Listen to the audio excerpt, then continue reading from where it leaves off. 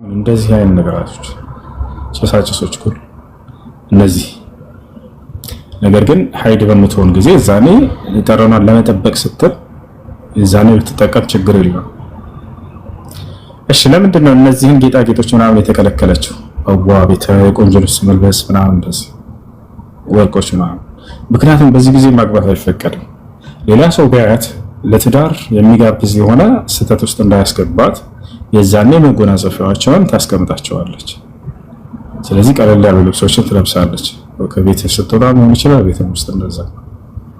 አጠቃላይ እነዚህን 5 ነገራቶች ትጠብቃቸዋለች። ገብተሃል? አሎ ገብቶኛል። ማለት ልጅቲቱ እየሰማሁ ነው። ልጅቲቱ እርጉዝ ነች። طيب ያኔ እስከምትወርግዝነት ቤት ባሏ ቤት መቀመጥ አለባት። የሂዳዱ ጊዜ 4 ወር ከ10 ቀን ነው። የዒዳው ጊዜ የሚያልቀው ግን ልጁን እስክትወልድ ድረስ ነው። ነገር ግን አሁን የነገርኩ ነገራቶች ለ4 ወር ከ10 ቀን ብቻ ነው የሚቀጥሉት። ነገር ግን የዒዳው ጊዜ ያው ማለት ከዒዳ የምትጨርሰው ሌላ ባል እስከምታገባ ድረስ የምትቆየው መቼ ነው ከተባለ ልጁን ስትወልድ ነው።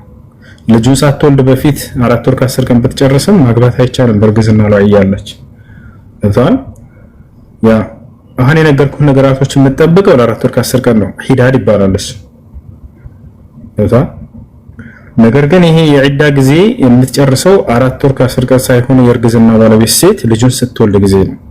ዒዳ ብሎ ማለት አንዲት ሴት ባሏ ከፈታት በኋላ ወይንም ባሏ ከሞተባት በኋላ ሌላ ባል እስክታገባ ድረስ የምትቆያት የቆይታ ጊዜ ነች። ያቺ የዒዳ ጊዜ ትባላለች። ስለዚህ ባሏ የሞተባት ሴት ወይንም ባሏ እርጉዝ ሆና የሞተባት ወይንም ደግሞ እርጉዝ ሆና የፈታት ሴት የዒዳው ጊዜ መቼ ነው የሚያልቀው ከተባለ ልጁን ስትወልድ ነው።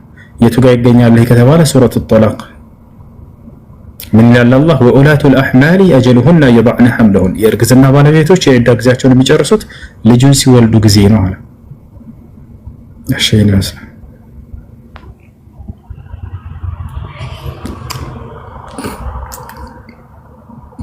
እሺ ሌላ ጥያቄ አለ? እሺ ያኔ አሁን መቀመጥ ያለባት ባሏ ቤት ነው። ያኔ የቤተሰብ አካል አንድ አብሯት መኖር አለበት ማለት ነው። ባሏ ቤት እስከምትወልድ ድረስ መቀመጥ አለባት። ካልፈረች ችግር የለውም።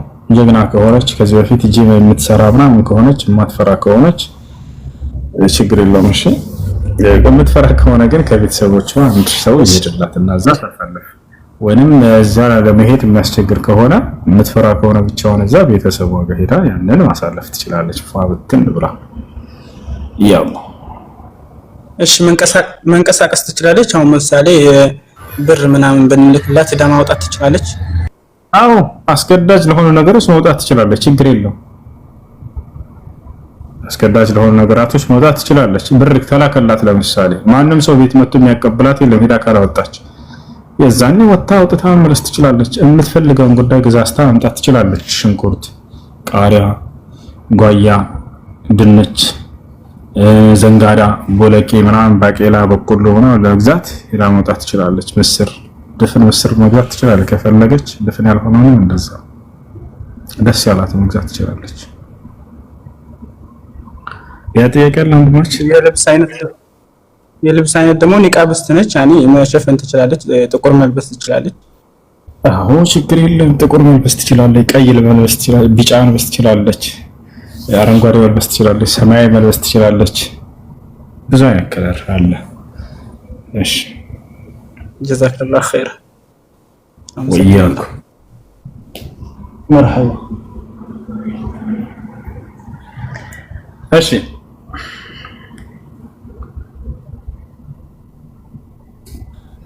ሰላም አለይኩም። ወአለይኩም ሰላም ወራህመቱላሂ ወበረካቱ። የኔ ጥያቄ ሰላት ካለቀ በኋላ ዱዓ ተደርጎ ፊት ይጣበሳልና የሆነ ሳይ ቢዲያ ነው የሚታየው አሉና ከሱ በተያዘ ደግሞ ብዙ ጊዜ በባህል እንደተለመደው እናትና ወይ ደግሞ ትላልቅ ሰው ሲመረቅ ሄዶ እጅ ይሳማ ወይ ምናምን እሱ እንዴት ነው የሚታየው? እሺ ሶላት ከተሰገደ በኋላ ዱዓ አድርጎ በእጅ ፊትን ማበስ አንደኛ ከዋጅብ ሶላት በኋላና ከሱና ሶላት በኋላ በሚለው እናያቸው። ምክንያቱም ሶላት ሁለት አይነት ናቸው። ዋጅብ ሶላት አለ፣ ሱና ሶላት አለ። ዋጅቦቹ አምስታውቃት ሶላት የታወቁ ናቸው። ከዛ ውጭ የምንሰግዳቸው ደግሞ ቀብልያና ባዕድያ ሌሎችም ሱና ሶላቶች አሉ። ከሱና ሶላት በኋላ ወዳው እንዳሰላመታችሁ ዱዓ ማድረግ ትችላላችሁ። ከፈለጋችሁ እጃችሁን አንስታችሁ፣ ከፈለጋችሁ እጃችሁን ሳታነሱ፣ ከፈለጋችሁ ማበስ ትችላላችሁ፣ ከፈለጋችሁ ማለማበስ ትችላላችሁ። እንዳም رفع اليدين بعد الدعاء رفع اليدين في الدعاء والمسح بهما الوجه ليس له أصل في السنة كما قال الإمام الألباني رحمه الله تعالى. بدعاء ጊዜ እጅን አንስቶ ፊትን ማበስን ቢለው ይሄን የሚያዝ ቁርአን ሆነ ሐዲስ ትእዛዝ የለም ብሏል።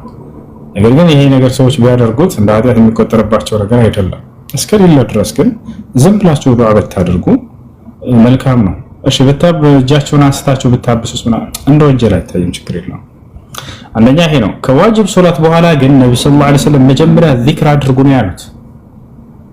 እርሳቸውም ዚክር ነበር የሚያደርጉት። ከዚያ በኋላ ዱዓ ማድረግ ይቻላል ወይ? አዎ ይቻላል፣ ችግር የለውም። መጀመሪያ ግን ምኑ ይቀደም? ዚክሩ ይቀደም። ዋጅብ ሶላት ከሰገዳችሁ በኋላ ዚክር እንድታደርጉ ቁርአንና ሐዲስ እሱ ነው የሚያዘው። አላህ በቁርአን ላይ ምን አለ? فإذا قضيتم الصلاة فاذكروا الله ሶላትን ሰግዳችሁ ባጠናቀቃችሁ ጊዜ ዚክር አድርጉ አለ። አያችሁ ነብያችን ሰለላሁ ዐለይሂ ወሰለም ሐዲስ ላይ ምን አሉ? من سبح الله دبر كل صلاة مكتوبة 33 وحمد الله 33 وكبر الله 33 فتلك 99 وتمام المئة قوله لا إله إلا الله وحده لا شريك له له الملك وله الحمد على كل شيء قدير من قالها بعد الصلاة غفرت له خطاياه وإن كانت مثل زبد البحر وإن كانت مثل زبد البحر. ነብዩ ሰለላሁ ዐለይሂ ወሰለም ብላሉ ከግዴታ ሶላቶች በኋላ አሉ። ይሄን አስብሩበት። ከግዴታ ሶላት በኋላ ምን ማድረግ እንዳለብን ሲናገሩ ከግዴታ ሶላቶች በኋላ 33 ጊዜ ሱብሃንአላህ ያለ፣ 33 ጊዜ አልহামዱሊላህ ያለ፣ 33 ጊዜ አላሁ አክበር ያለ፣ እነዚህ 99 ሲሆኑ አሉ መቶኛ ደግሞ ላ ኢላሃ ኢላላህ ወህደሁ ላ ሸሪከ ለሁ ለሁል ሙልኩ ወለሁል ሐምዱ ወዐላ ኩሊ ሸይኢን ቀዲር ያለ ያለፈ ኃጢአቱ ሁሉ ይማርለታል አሉ። ይሄን ያክል ትልቅ ምን እንደምታገኙበት ነገር ተታችሁ ሰው እንዴት ይችላል? قتلوا من قال النبي صلى الله عليه وسلم من قرأ آية الكرسي دبر كل صلاة مكتوبة لم يمنعه من دخول الجنة إلا الموت. كقديتها صلاة بحالة آية الكرسي اللي يقرأ سو جنة لمقبات يقرأ هي سو ما موت بتشانار. يا مالت كصلاة بآية الكرسي انكرتوا بزا بيموت هي سو قطعي صلاة سيبدا ولا جنة إيران معتنا إلا إذا لم يكن مشركا بالله سبحانه وتعالى. فما دام أنه مستقيم على التوحيد وعلى السنة فإنه سيدخل الجنة بإذن الله سبحانه وتعالى بقدر ما عنده من الأعمال الصالحات. إيه مثلا كذاب وهلا هن ذكرك على شو وهلا دعاء ما تركش على شكر الله. قباش. ገብቶኛል። ትላልቅ ሰዎች ዱዓ አድርገው ይሄ እጅ ሳሙ ላይክ እጅ የሚሳሙ ምናምን እሱ ነገርስ ይሄ ነገር ከቁርአንም ከሐዲስም ምንም አይነት ማስረጃ የለውም። ከሰለፎችም የተገኘ ነገር አይደለም። ነገር ግን ዱዓ ሲያደርጉ ጊዜ ሌሎች አሚን ማለቱ ችግር የለውም። እሱ ነው አሚን ማለት አላሁመ እስተጂብ ማለት ነው። ስለዚህ ሌሎች ዱዓ በሚያደርጉላችሁ ጊዜ መልካም ሰዎች አሚን ብላችሁ መቀበል ችግር የለውም። እሺ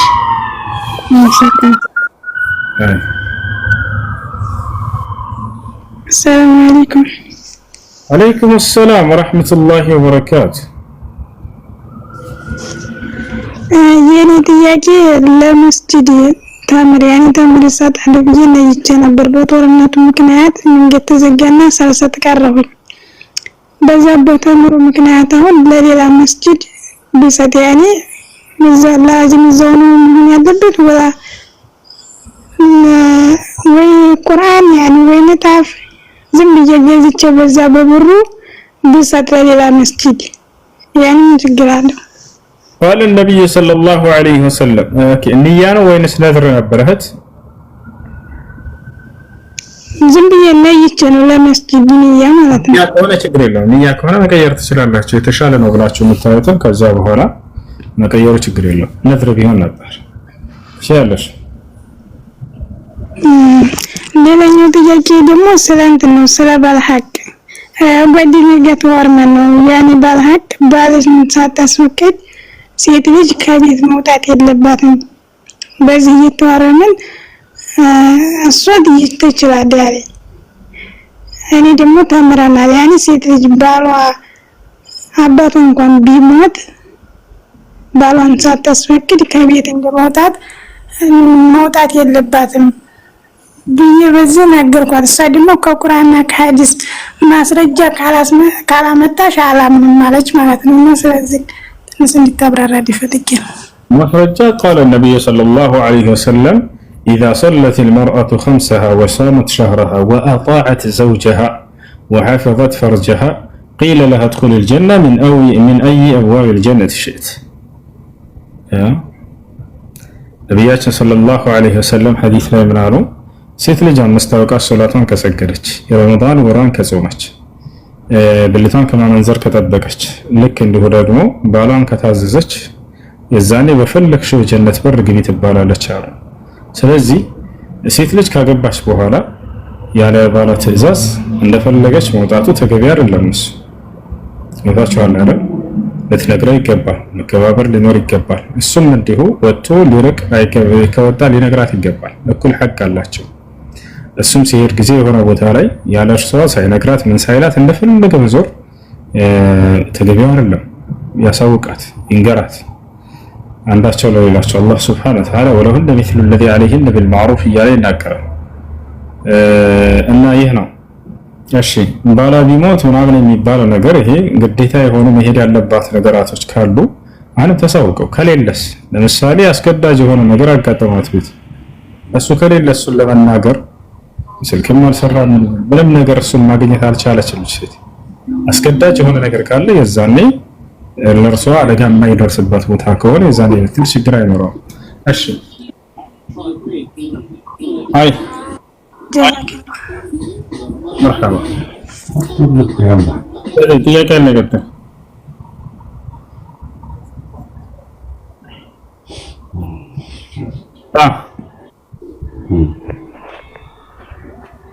ሰላም አለይኩም ሰላም ነው እንዴት ነው አልহামዱሊላህ እህቴ ነበረች ኒካ ይሰሩልኝ ብላ ቤተሰብ ዘር ምናምን መረጣ የሚባል ነገር አለ።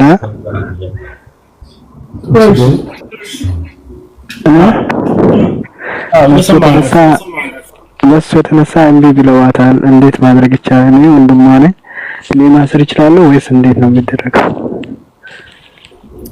እሺ በመጀመሪያ ለማስረዳት ሞክር። ዘር መስፈርት እንዳልሆነበት ነገር ያስረዳቸው ከስራቸው ቤተሰቦቻቸው ከተቀበሉ ሰየው አንቀበልም ካሉ ግን የዛኔ ወንድም ማሰር ይችላል። ምክንያቱም ይህ ኒካን የሚከለክል የሆነ ሰማኝ ምክንያት ነው። እሺ አመሰግናለሁ። ሌላ ደግሞ አብሮክ የሚሰግድ ሰው አለ። ለምሳሌ መስመር አልፎ ሲሄድ እንደዚህ በእጅ ጠቀስ አድርገው ወደ ኋላ ወደፊት ምናምን ማድረግ ትችላለህ እንዴ? አላህ ሱብሃነሁ ወተዓላ ይቻላል። ይብላን እስካልቀየርክ ድረስ እሺ ጥያቄ አለ ልግባትል ለኩላንት ለዛ ነው እኮ እንድልክልኝ የፈለኩት ለአንተ ወይ ጥያቄ አለ እንትን ገንዘብ እንዳይቀስ እንዳይል ነው ለአንተ ለኔ ሰላም አለይኩም ወአለይኩም ሰላም አይደለም ነው እንድትለኝ አይደለም አሁን ላይቭ ላይ ነኝ نزلوه يا جماعة ايش ጥያቄ አለ ቀጥ እሺ እኔ ጥያቄ ማለት ነው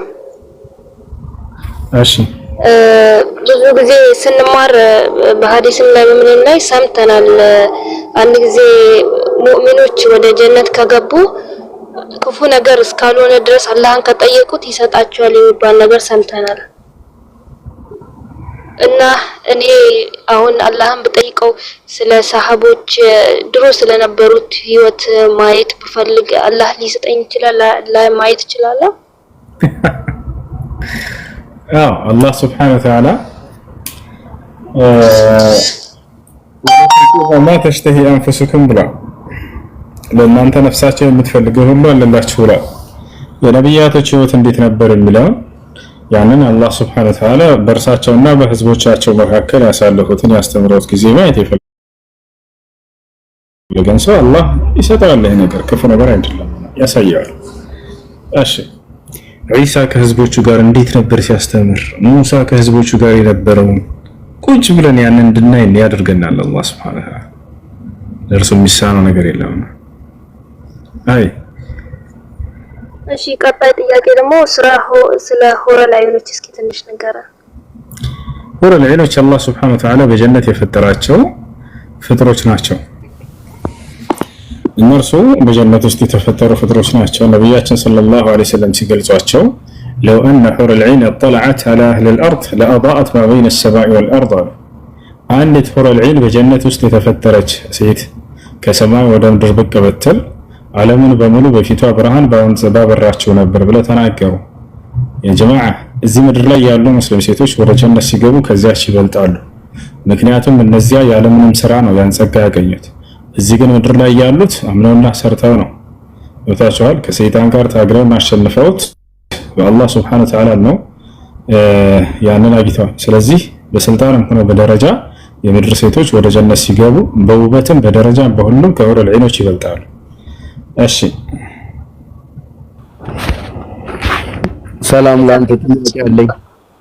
እሺ ጥያቄ ምንድነው? እኔ እንኳን ከፕሮቴስታንት ነኝ። ብዙ ጊዜ መጽሐፍ ቅዱስ ላይ መሐመድ ነብዩ መሐመድ አለ የሚል ነገር ታነሳለህና ምናልባት ጥቅሱን ወይም ቦታውን ብትነግረንና እኛም መሐመድን እሺ መሐመድ የሚለውን ቃል መጽሐፍ ቅዱስ ላይ ማየት ፈልገህ ነው? አዎ እሺ ልንገርህና ጥቅሱን ማየት ፈልገህ ነው? አዎ ንገረኝ። ብሉይ ኪዳን በምን ቋንቋ ነበር መጀመሪያ የተጻፈው? ብሉይ ኪዳን መጀመሪያ አይ ቲንክ ዕብራይስጥ መሰለኝ። ያን ጥሩሽ ዕብራይስጥ መክፈት ትችላለህ? ምዕራፍና ቁጥር ልስጥህ እኮ መጽሐፍ ቅዱስ ነው ንገረኝ። ኦኬ እና ክፈት ዕብራይስጥንና ገልጣ አሳየን። ከዛ ምዕራፍና ቁጥር እንነግርሃለን። ትልቁ ላይ ክፈት።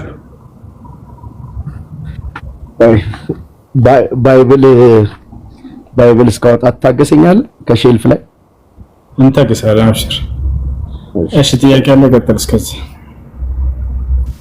ሰላም አለይኩም። እኔ ጥያቄ አለኝ። ሰላም ወራህመቱላሂ ወበረካቱ። እሺ እኛ አንድ ጥያቄ ነበር። እሺ አንድ ጥያቄ ብቻ? አዎ። እሺ ጠይቅ በቃሽ። እሺ አባቴ ሞቶ ነበርና አሁን እናቴ አላህ ይማረው። አላህ Subhanahu Wa Ta'ala ከጀሃነም እሳት ከቀብር ቅጣት ሁሉ ይጠብቀውና ጀነተል ፊርደውስን ከነቢያት ጋር ይወፍቀው ያ ረብ አሚን። እሺ እና አሁን እናቴ ሰደቃ ስታወጣ ሰዎቹ ደግሞ አንድ ሰደቃ መውጣታችን የየቲም ገንዘብ ነው ምናምን እያሉ ያስቸገሩትና ይሄ ነገር እንዴት ነው የሚታየው? ህፃናት ልጆች አሏት? አዎ 3 ልጆች አሉ። ስለዚህ ለነርሱ ማብላቷ ራሱ ከሰደቃ ነው የሚቆጠረው። ያ ንብረት ለነሱ ይቀመጥላቸው። በጣም ብዙ ሀብት ከሆነና ለሌሎች የሚተርፍ ከሆነ የዛኔ ጥቂት ለድሃዎች ሰደቃ ቢደረግ ችግር የለውም። ነገር ግን ልጆቹ ራሱ ለነሱ መተው ራሱ ሰደቃ ነው። ነብያችን ሰለላሁ ዐለይሂ ወሰለም ወብደእ ቢመን ተዑል አሉ። ከምትቀልባቸው ቤተሰቦችህ ጀምር ሰደቃን አሉ። ስለዚህ የቲም ካሉ እነዚህ ልጆች ወደፊት ያድጋሉ እነዚህ ልጆች። ስለዚህ ለነሱ እንዲሆናቸው ዘንድ ይቀመጥ። እሺ የዕብራይስጥ ላይ ከፈትከው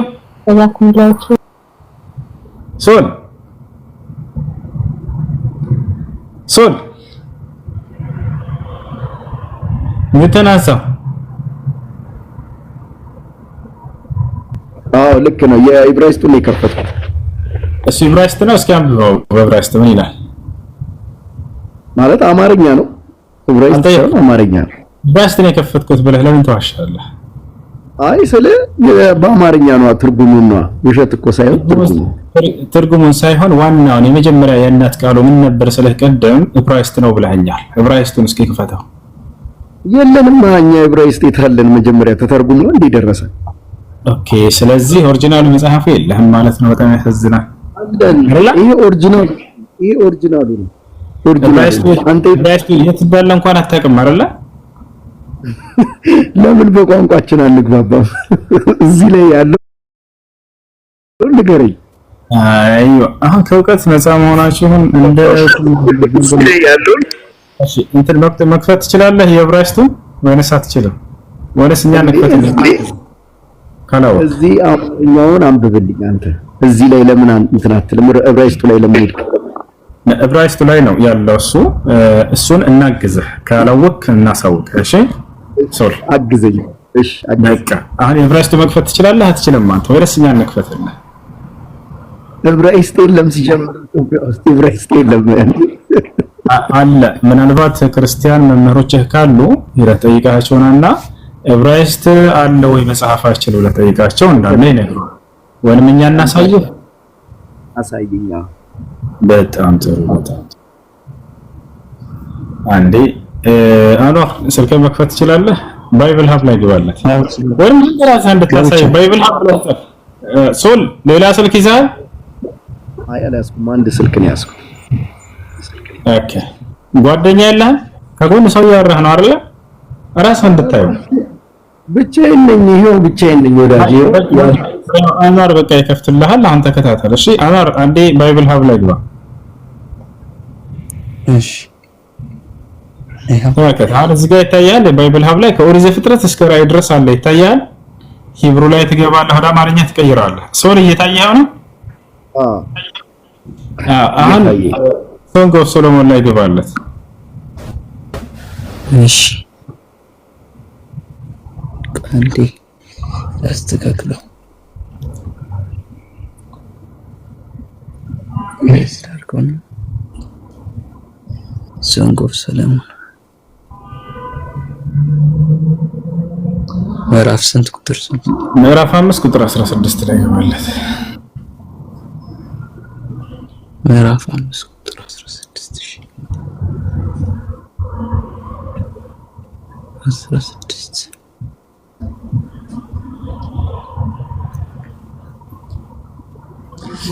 ሶል ይሄ የገዛ መጽሐፍ ነው አይደል? ሶንግ ኦፍ ሶሎሞን። አዎ እኔም አወጣዋለሁ። እዚህ ንገረኝ። የቱ ጋር ነው የምታወጣው? ቆይ እዚህ ያዝኩት ላይ ነው። ዕብራይስጥ ላይ አውጣልህ። ማውጣት አልቻልክም አይደለ? አሁን ይሄ መጽሐፍ ያንተ ነው አይደለም? የኔ አይደለም። ኦኬ ምን ማድረግ አይቻልም። ታች ወርደህ ታብ እያደረግክ አዳምጥ። እሺ አያቸው አይደለ? የመጨረሻው ወላሂ ምንም ማለት አልፈልግም። ለማንኛውም እንዳትዘጋው ሌሎቹም እንዳዩት ሙሐመድ የሚለውን ቃል መጽሐፉ ላይ ልናሳየው ነው። መጽሐፉ ላይ ልናሳየው ነው። አንተ ክፈተው አንዴ አሳያቸው። ስትሮንግ ነበር ስንት ነው? እሱ ጋር ሄድ ከታች ወረታች አወርደው እስኪ አንዴ 40 ወደ ላይ ከፍ አድርገው ስትሮንግ ነበር 42 61 ሚሊዮን ተጫነው። ቁጥሩን ተጫነው 42 61 እንዴት ይባል? ወደ ላይ ትንሽ ሄደው አይዋ አሁን ወደ አማርኛ አሁን ወደ ታች ዝም ብለህ ሂድ ወደ ታች ትንሽ ቀስ እያልክ ሂድ ወደ ታች ትንሽ ሂድ ትንሽ ያውና መሐመድ ብን ይታያል። እሱ ጋር አያት ወደዚህ ወደ ጎን አድርገው ያኛው ሶር ይሄ ቃል ምን ይላል? ከላይ በኩል እሱ ያው ሙሐመድ የት ላይ? ባይብል ሀብ ላይ ሙሐመድ ቁርአን ላይ አይደለም፣ ሐዲስ ላይ አይደለም፣ ባይብል ሀብ ላይ የክርስቲያኖች መጽሐፍ ቅዱስ ላይ ይሄን ይመስላል። ማን ነው ይሄ ሙሐመድ? ማን ነው ይሄ ሙሐመድ? ማን ነው? የምትጠሉት ስም መጽሐፋችሁ ላይ መገኘቱ ተአምር እኮ ነው። የምትጠሉት ስም መጽሐፋችሁ ላይ መገኘቱ ቆም ብላችሁ አስቡ። ማን ነው ይሄ ሙሐመድ? አላሁ ሙስተዓን። እሺ የኛ ነብይ ሙሐመድ ሰለላሁ ዐለይሂ ወሰለም ስማቸው መጽሐፋችሁ ላይ ነግሷል። ሙሐመድ እሺ ጥያቄ ላይ ቀጥል።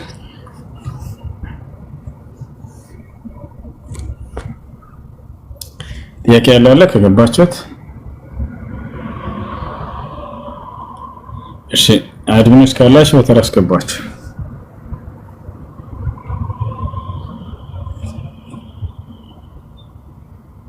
እሺ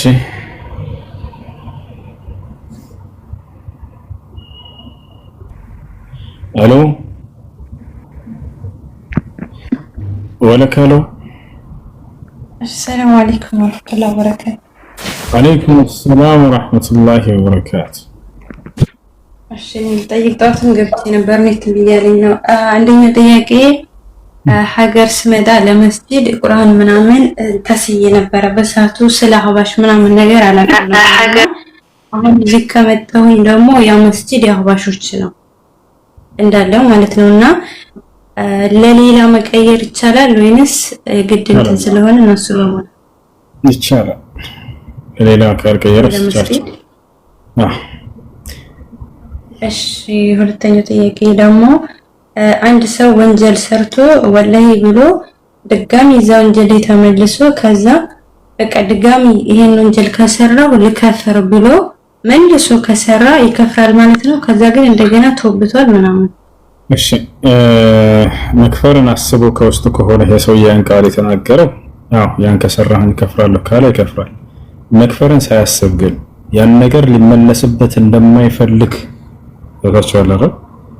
ያን ነገር ሊመለስበት አለመፈለጉን እንዳው መጥላቱን ለመግለጽ ከሆነ የዛኔ ይሄ ሰውዬ አይከፍርም፣ ተውበት ማድረግ ብቻ ነው የሚጠበቅበት። ሽክራን ወከለ ኸይራ መርሐባ ወያኩ።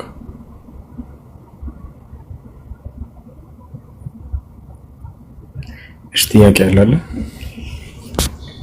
ከሌላችሁ ትንሽ እንቀራለን በሱዳን እና ድምፅ ሻምበል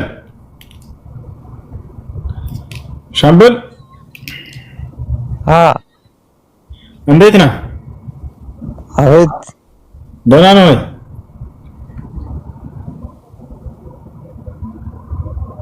ሰላም ነው አለን። እሺ ጥያቄ አለ?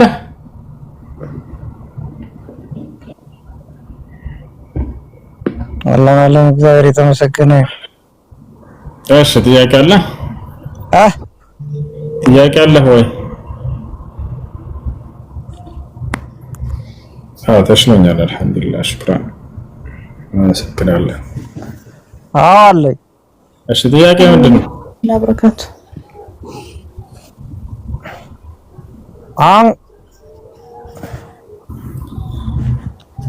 ጥያቄ ምንድን ነው? አለኛ ሞናቹ ነው ክርስቲያን ምገሉ። ተው የሚነግራችሁን አትስሟቸው። ወላሂ ለሙስሊሞች መጥፎ አመለካከት እንዲኖራችሁ የበታችነት ስሜት እንዲሰማችሁ ነው ግሩፕ እየከፈታችሁ ክርስቲያን ምገሉ። አዳምጥ አይሸውራችሁ። ክርስቲያን ክርስቲያን የምታርዱት ሞናቹ ነው። እያዋሻችሁ ነው፣ እየተጫወቱባችሁ ነው። ወላሂ በጣም ነው ተታዘመኝ። እንዴት የማንም ሰከራም ዲያቆን መጫወቻ ትሆናላችሁ? ያዋጣችኋል። የፖለቲካ ግብአቱ ያድርጋችሁ። ቆም ብላችሁ አስቡ እንጂ እኩል ጭንቅላት አለን እኮ እኩል አይምሮ አለን እኮ። ቆመን እናስብ እንጂ የሆነ አጀንዳ ፈጥሮ ስለመጣ አንድ ሰው እስከ መቼ ድረስ ነው የምትቀበለው? ማንንም አጀንዳ መድፊያ የምትሆኑት መቼ ነው? እስከ መቼ ድረስ? ሙስሊሞች እናንተን ሊገሏቸው ነው ወረዱ ይሏቸዋል። ወላሂ ውሸታቸው ነው። በእስልምና ሰላማዊ የሆነ ሌላ እምነት ተከታይ መግደል ኃጢአት ነው፣ አይቻልም። አላህ በቁርአን ላይ የአንድን ሰው ነፍስ ያጠፋ የዓለምን ሰው ነፍስ እንዳጠፋ ነው ኃጢአቱ ይላል። የአንድን ሰው ነፍስ ያዳነ ሰው የዓለምን ሰው ነፍስ እንዳዳነ ነው ይላል። ይታቻል። እንደው ገላል ከተባለ እንኳን አንድ ሙስሊም ኢስላምን አይወክልም ያ ሰው ብለን እኛ የምንቃወም ሰዎች ነን። ይታቻል። ኢስላምን አይወክልም ያ ሰው። ሙስሊሞች ሙስሊም ሆኖ ሰላማዊ የሆኑ ሰዎችን ሄዶ ከገደለ ወላሂ ለአዚም እኛ ከእንዲህ አይነት ሰው የጠራን የጸዳና ነብዩ ሰለላሁ ዐለይሂ ወሰለም መን ቀተለ ሙዓሂደን ለም የሪህ ራኢሐተል ጀና ነው። ሰላማዊ የሆነን ከሙስሊሞች ጋር ቃል ኪዳን ያለውን የሰላም ቃል ኪዳን ያለውን ሰው የገደለ ሰው የጀነትን ሽታ አታገኙም እንዳትነኩ ብለው ተናግረዋል። በአሩሲ ላይ ክርስቲያኖችን የገደለ ሙስሊም ካለ ያለምንም ምክንያት ተነስቶ የገደላቸው ሰው ካለ ይሄ ሰው በፍጹም ኢስላምን አይወክልም። መገዳደልን እንቃወማለን፣ ኢስላም ይቃወማቸዋል። በኢስላም ላይ ተገዳደሉ የሚል አንቀጽ ልታገኙ ትችላላችሁ። ምን አይነት ሰዎችን እንደሆነ ግን እዛው ላይ አስቀምጦታል። ሊጋደሉ የመጡ የሆኑ ሰላምን የማይፈልጉ ሰዎች ከሆኑ ሊጋደሏችሁ ከመጡ መሳሪያ ተሸክመው ከመጣ ሊጋደል እንደዛ አይነቱና ያለው ወጣቻው ሰላም አልፈልግም እኔ መዋጋት ፈልጋለሁ ብሎ ጦር ካነሳ እንዳካል እኛ እስከስታ የመተን አንጠብቀው ነው። ነገር ግን ሰላማዊ ከሆነስ ያን ሰው መንካት አይቻልም፣ ኃጢአት ነው እንደ እስላም ወጣቻው ያን ሰው መንካት አይቻልም። ስለዚህ አሩስ ላይ ተገደለች ተብላ የተሳለች ክርስቲያን ልጅ ማን የተነሳች ፎቶ አይቻለሁ። ያ ከሆነ ምናልባት ሲዘዋወር ያችን ምስኪን ልጅ የገደለ ሰው ካለ እንደው ሙስሊም ከሆነ ወላሂ ለአዚም ከአላህ ፊት ይጠየቃል። ገብታችኋል አይደል? ህፃናቶች በተለይ ሊገደሉ አይገባም በፍጹም። ነብያችን ሰለላሁ ዐለይሂ ወሰለም ላ ተቅቱሉ ጢፍለን ሰጊራን ወለው ካነ ካፊራን አሉ። የካህዲያን ህፃናቶችን ካህዲያን ቢሆንም እንኳን እንዳትገሏቸው አደራ ብለው ተናግረዋል። በዘመቻ ጊዜ በጦርነት ጊዜ እንዳውም ማለት ነው አደራ ካህዲያኖችን ልትዋጉ ስትሄዱ ህፃናቶቻቸውን እንዳትገሉ፣ ሴቶቻቸውን እንዳትገሉ፣ ሽማግሌዎቻቸውን እንዳትገሉ፣ ይልቁንስ ሊዋጋ የመጣን መሳሪያ የተሸከመን አካል እሱ ብቻ ነው የምትዋጉት አሉ። አያሻር ለሄ ነው እና ስለዚህ እንዲህ እያሉ ጭንቅላታቸውን አይበርዟቸው። ወላሂ ላዚም አይሳናታ ተስማቸው በዚህ እናንተን ቢዚ አድርገው በቃ በዚህ በሃይማኖት በቃ ሰበሰባችሁ ማለት ነው። በእነሱ ቤት ሰው በትምህርት አይሰበስብም። ተከታዩ እንዴት አጀንዳ እየፈጠረ በዚያ ነገር ላይ አንድ ለማድረግ ይሞክራል። አንድነታቸውን የሚሰበስባቸው በዚህ ነው። በቃ ያ ሰላም ወላሂ ወኢስላም አልহামዱሊላህ። ያው እኛ ዛሬ አንድ አጀንዳ ይፈጠር እዚህ አላራገበም ማጂ አጀንዳ ማለት ሁሉ አጀንዳዬ አላህ እንዲህ አለ መልእክተኛ እንዲህ አለ ብቻ ነው። አምላክ በነብያት በኩል የደነገገው ሃይማኖት ይሄ ነው ብዬ አስቀምጣለሁ። በዚያ ነገር ላይ ነው ሳወራም ነው እኔ የሆነ ነገር መሆን ያንን አጀንዳ አድርጌ ይዤ ምናምን እና እንደዚህ ሆነን ምናምን አስፈላጊ አይደለም። ይሄ ፖለቲከኞች ናቸው፣ የእምነት ባለቤቶች አይደለም። የእምነት ባለቤት የነብያትን መንገድ ሁሉ ይሰብካል። እነ ኢብራሂም እነ ኢስሐቅ እነ ያዕቁብ እንዲህ አሉ፣ እነ ኢስሐቅ እንዲህ አሉ። ይሄ ነው ትልቁ ሁልጊዜ አጀንዳው። አይጫወቱባቸው እነዚህ ሰዎች። የሆነ አጀንዳ ይዘው መጥተው ሊገሏቸው ነው የሚላቸው ሰው من قال هلك الناس فهو أهلكهم አሉ ነብዩ ሰለላሁ ዐለይሂ ወሰለም። ምን አሉ? ሰዎች ጠፉ ብሎ እንትን አጀንዳ የሚነፋሰው ይሄ ራሱን ያጠፋቸው ብሎ ተናግረዋል። እነዚህ ሰዎች እየተጫወቱባቸው ነው። ያው በእምነት መሰብከው ትውልዱን አንድ ማድረግና መሰብሰብ ሲያቀታቸው ልትገደል ነው በሚል አንድ ላይ ያደርጉት ይሞክራሉ። እንዲህ አይነት ጨዋታ እየተጫወቱባቸው ነው። ለምን አትባንኑ? ከዛ ስሜታዊ ይሆናል። ሁሉም ለእምነቱ አንድ እንዲሆን እናደርገዋለን፣ እንዲሰባሰብ እናደርገዋለን ነው። በዚህ ሳይሆን በትምህርት ነው። አላህ ሙስተዓን ያህዝናል። እሺ ጥያቄ ያለው ካለ ቀጥል።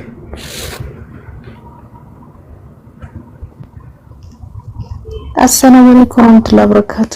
ወአለይኩም ሰላም ወራህመቱላሂ ወበረካቱ። ይሰማል? አዎ። ሶስት ጥያቄ ነበረኝ። እሺ። አንድ ሴት ልጅ አጅነቢ በሌለበት ሰዓት ሰላሳ ድምጽ አውጥታ መስገድ ትችላለች ወላ አትችልም? ትችላለች። አጅነቢ ወንድ ባሪውን እስከሌለ ድረስ። አንድ ደግሞ አንድ ሰው መስገድ ትችላለች። በጾም ወቅት የወረባ ከመጣበት ያኔ አይጾም አይቻልም ማለት ነው፣ አይፈቀድም። ግን ሳይጾም የአመቱ ከደረሰበት እንዴት ነው የሚያወጣው? ራሱን ይጾማል እንትን አለበት ወላ እንዴት ነው? አሁን ደግሞ ሰላት ከጠፋበት አሁን ተከታትሎ መስጂድ ይዞ የሚቀራ ሰው አለ ማለት ነው። እና በዛ ሰዓት ሰላት ከጠፋበት ሂዶ ቀርቶ መምጣት አለ ረጋያሽ አንዱን ጨርስና አንዱን ከተመለሰ በኋላ አንዱን ጨርስና ወደ ቀጣይ ታይጃለሽ። እሺ ሀይድ እያለ በሀይድ ጊዜ ያሳለፈ ረመዳንን ጾም ቀጣዩ ረመዳን ከገባባት ነው ያልሽው? ከመጣ ነው ያልሽው? ሳጾም የቀጣይ ረመዳን የአመቱ መቶ ከደረሰበት በአንድ ሰው እንዴት ነው ማድረግ አለበት? እሺ ቀጣዩ